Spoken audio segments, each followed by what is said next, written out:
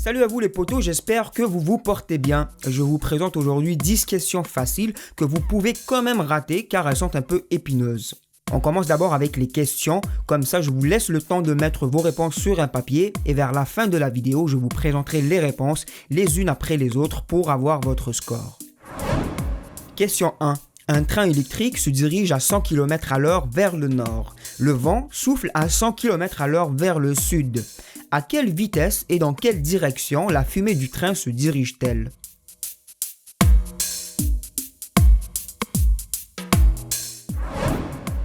Question 2. Cette question doit être faite dans votre tête sans calculatrice, alors ne trichez pas s'il vous plaît.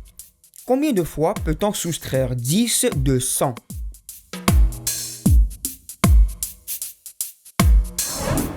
Question 3. Vous êtes dans une course et vous dépassez la deuxième personne. Dans quelle position vous trouvez-vous maintenant?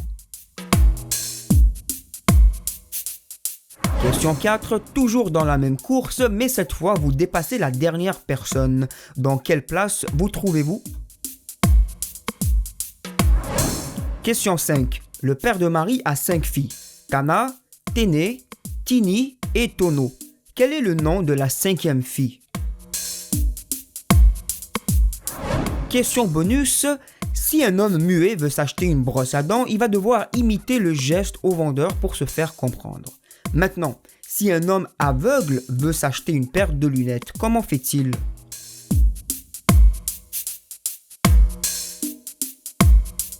J'espère que vous avez bien tout noté sur papier car je vous présente maintenant les réponses. Réponse 1. Si vous avez répondu 200 km à l'heure vers le sud ou une quelconque autre réponse, vous avez tout faux, car la fumée ne va nulle part puisqu'il s'agit d'un train électrique. Et dans les trains électriques, c'est connu, il n'y a pas de fumée. Il fallait seulement être vigilant et bien lire la question. Réponse 2. Si vous avez répondu 10, vous avez également tout faux, car on ne peut soustraire 10 de 100 qu'une seule fois. Car après, on soustrait 10 à partir de 90, puisque 100 moins 10 égale à 90. Réponse 3. Si vous avez répondu premier, vous êtes ici dans le tort également, car si vous dépassez la deuxième personne dans la course, vous vous retrouvez à sa place, et donc vous êtes théoriquement en deuxième position.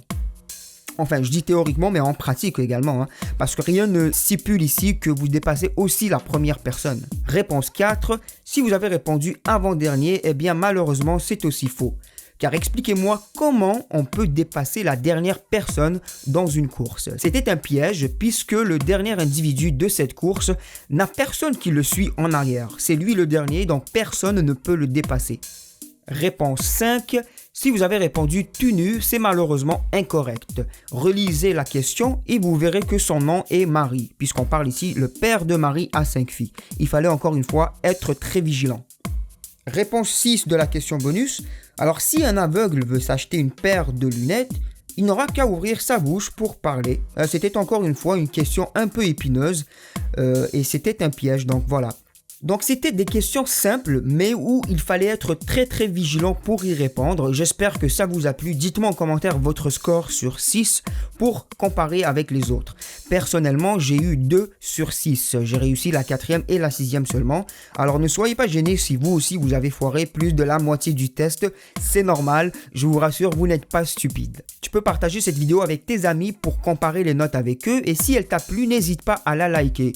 Tu dois aussi rejoindre ma page Facebook que j'ai lancée récemment où je partage plein de vidéos virales. Merci d'avoir écouté jusqu'à la fin et moi je te dis à la prochaine pour une autre vidéo. Ciao!